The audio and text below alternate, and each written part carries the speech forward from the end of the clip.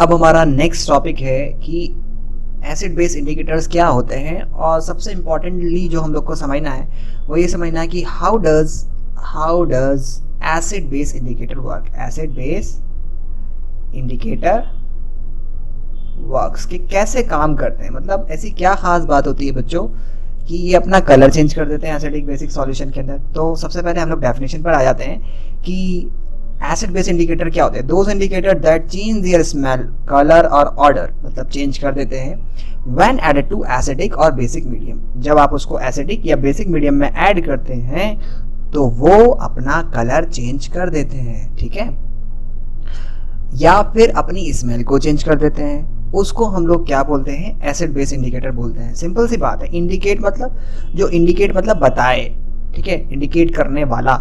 तो अगर मैं बोल रहा हूँ कि एसिड बेस इंडिकेटर क्या होंगे, तो एसिड बेस इंडिकेटर वो होंगे जो एसिड बेस की बारे में बताएं कि कौन सा एसिडिक है कौन सा बेसिक है। तो ऐसे सब्सटेंस जो अपना कलर या स्मेल को चेंज कर देते हैं किसी एसिडिक या बेसिक सब्सटेंस में, उसको हम लोग एसिड बेस इंडिकेटर कहते हैं, ठीक है। जैसे बच्चों जैसे अगर बात करते हैं हम लोग कि लिटमस एक पर्पल कलर की डाई होती है जिसका नेचुरल कलर जो हम बोलते हैं नेचुरल कलर पर्पल होता है, और न्यूट्रल में ये पर्पल रहता है, और एसिडिक मीडियम में इट बिकम रेड, ये रेड हो जाता है, और बेसिक मीडियम में it become blue colour. Okay बेटा।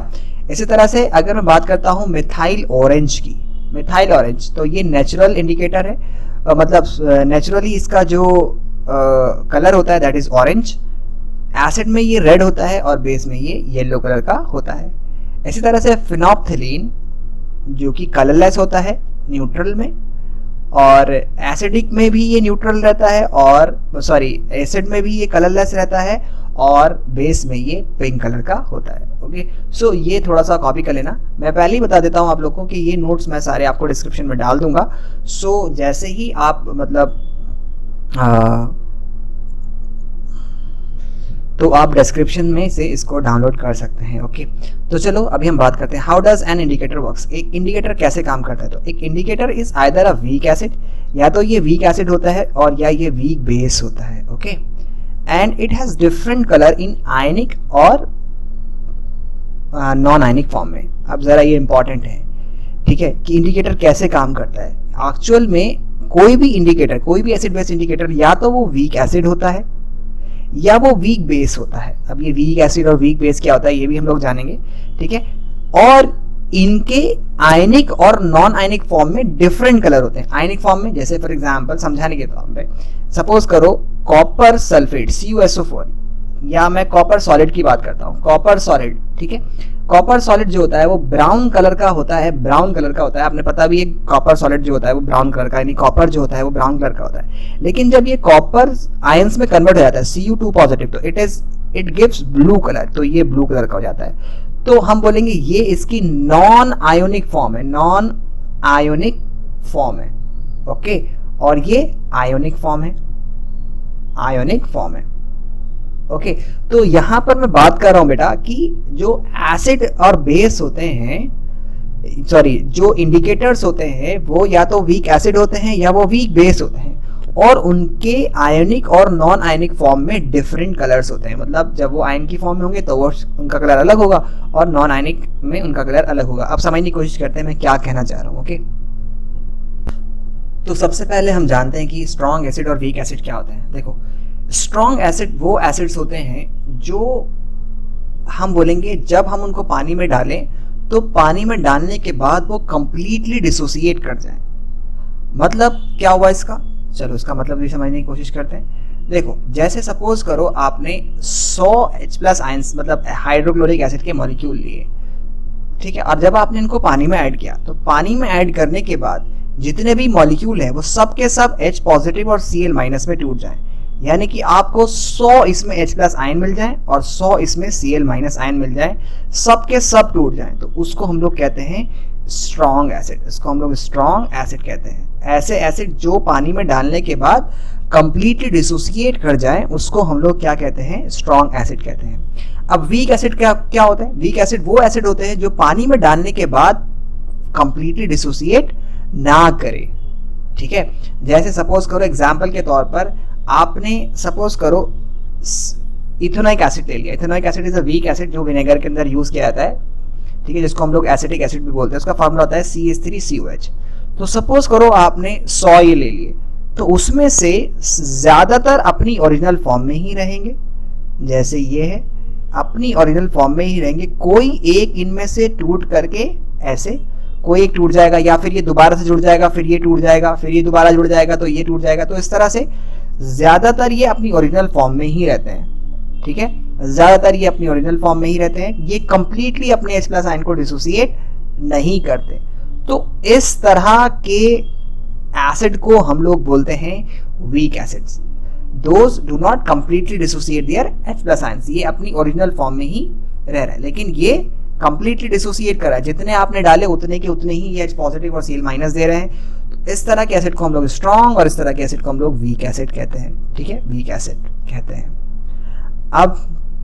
अब समझने की कोशिश करते हैं कि एसिड बेस इंडिकेटर कैसे काम करता है, ठीक है। तो मैंने बताया तुम्हें कि एसिड बेस इंडिकेटर में जो जो एसिड बेस इंडिकेटर होता है वो या तो वीक एसिड होता है या वीक बेस होता है। जैसे फिनोप्थलीन है, इसको हम लोग शॉर्ट फॉर्म में HPH लिखते हैं। H is indicating acidic behaviour and PH is phenolphthalein, ठीक है। So it is a weak acid, ये वीक एसिड है, ठीक है। अब जब हम दो चीजें होती हैं, ठीक है, जब हम फिनोप्थलीन को एसिड में या बेस में ऐड करते हैं, तो ठीक है, लेट सपोज करो मैंने फिनोप्थलीन को HPH को एसिड में ऐड किया, ठीक है, एसिड में ऐड किया। तो ये मैंने HPH लिया और ये मैंने इसको एसिड में ऐड कर दिया। अभी समझना ध्यान से, ये HCl है, ये टूट गया, ये H पॉजिटिव और Cl- दे देगा, ओके। तो जब हम लोग इसको स्ट्रॉन्ग एसिड में डालते हैं, ठीक है, तो ये अपनी ओरिजिनल फॉर्म में ही रहता है। क्या मतलब हुआ इसका? मतलब ये वीक एसिड है, और वीक मतलब वीक, कमजोर है, ठीक है, और ये स्ट्रॉन्ग है, ये स्ट्रॉन्ग है। सो भाई एक बार बताइए आप कि कोई गुंडा टाइप इलाके के अंदर, और अगर वो उसकी दादागिरी चलती है, तो भाई वीक वाला तो उसके सामने कुछ नहीं कर पाएगा ना। तो एक्चुअल में क्या होता है कि जब स्ट्रॉन्ग एसिड अपने H+ आयन को डिसोसिएट करता है, तो वीक वाला डिसोसिएट नहीं कर पाता। इसी को हम लोग बोलते हैं common ion effect, common ion effect. यानी कि वीक एसिड अपने H+ आयन को डिसोसिएट नहीं करेगा। क्यों नहीं करेगा? क्योंकि स्ट्रॉन्ग एसिड ने कर दिया, ठीक है। अब दूसरा केस क्या है कि मैंने इसको सपोज करो, if I added to the, मैंने इसको किस में ऐड कर दिया, बेस में ऐड किया, NaOH, ठीक है। तो ये Na पॉजिटिव और OH नेगेटिव आयन में टूट जाएगा, और ये क्योंकि ये किस में टूट जाएगा, H पॉजिटिव और PH- आयन में टूट जाएगा, ठीक है। क्योंकि अब यहाँ पर कोई भी कॉमन आयन नहीं है, इसके पास OH है लेकिन H नहीं है। भले ही ये स्ट्रॉन्ग है लेकिन ये स्ट्रॉन्ग बेस है, एसिड नहीं है, ठीक है। तो अब यहाँ पर आपको समझना है बेटा कि जो एसिडिक बिहेवियर में, ठीक है, जब एसिडिक बिहेवियर मतलब एसिडिक बिहेवियर जब होता है, या फिर हम बोलेंगे कि यहां पर आपको एक चीज ध्यान रखनी है कि जब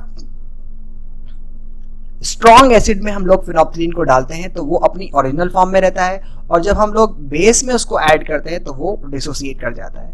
अब डिसोसिएट करने पर इसका जो कलर होता है, यानी ये जो कलर होता है, ठीक है, ये होता है, मतलब जो PH आयन का जो कलर होता है वो होता है दैट इज पिंक कलर। ये पिंक कलर का होता है, और ये इसका ओरिजिनल जो कलर होता है दैट इज कलरलेस।